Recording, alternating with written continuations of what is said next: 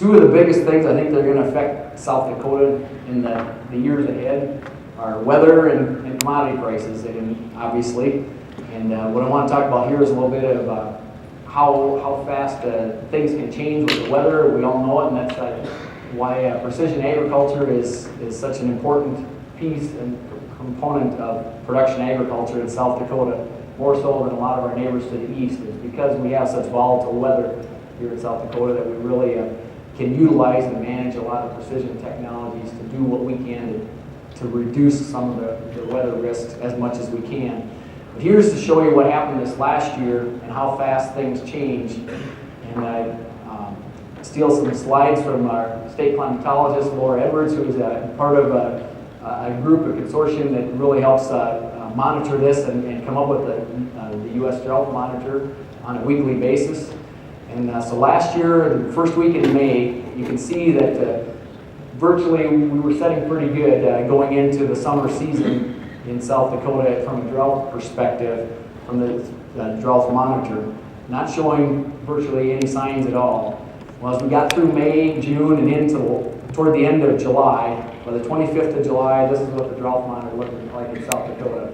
And I know this isn't news to any of you, but it shows that how fast, within a matter of 2.5 months, how things just changed immensely. And, you take a date about halfway between there, and when this area of the state west was selling cow-calf pairs off at just an astronomical, alarming rate, it tells more of the story of how fast this thing moved. And that's one thing that's predominantly out of our control as ag producers and as folks in the ag industry, but it's definitely going to play a huge role, especially with commodity prices being low. And obviously it adds to our financial risk tolerance immensely.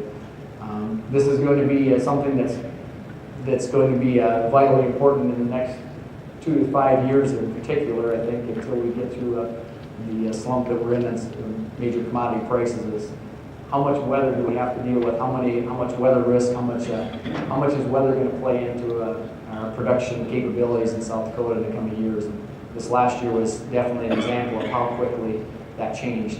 When that drought monitor in July 25th hit that vision, this is where our crops, from grass production on pasture to our commodities, wheat, corn, soybeans, these were the ratings on the state and how much of the state was affected. And kind of tells a story of it. The other side is on commodity prices, and tied directly with that is international trade. We are definitely in a world market with our commodities, and international trade is also going to be a huge player and a huge thing for us to watch. South Dakota is as far away from our export markets as any place else, and that's shown in our basis levels of our commodities. I mean, they can't suck any worse here or anywhere else than they do here in the perspective of an ag producer. And so with that international trade, it is important to South Dakota as it is to anyone else.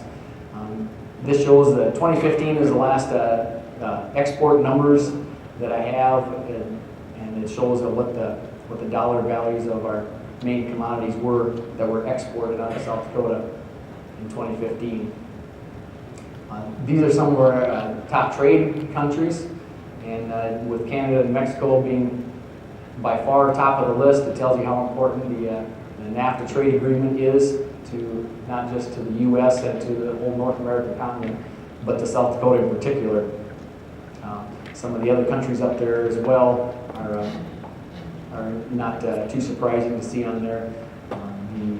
The Undersecretary for International Trade and Marketing with the USDA and the former Secretary of Ag from the state of Indiana. I worked with him there until he took on this role with Secretary Perdue, and he's been spending a lot of time not just focused on maintaining and growing with our current major trade export partners, but also with other countries where we can further develop.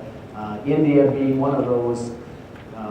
He said it's going to be a big challenge, but he said it's very vital that the U.S. has a huge presence and is able to establish a lot of exports going into India in the years and decades to come. Central American and South American countries as well will also be key.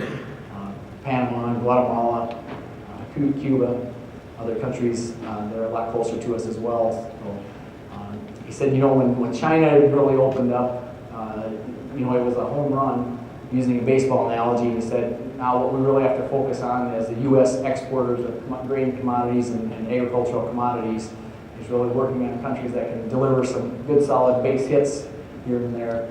There isn't another China to be found. India, even though it's similar population, 1.3 billion people or more, similar to China, is just going to develop a lot differently than China did for us. But as an egg producer in South Dakota, I think that, obviously the weather and international trade are going to be two of the key things that we have that will provide for profitability and viability as producers.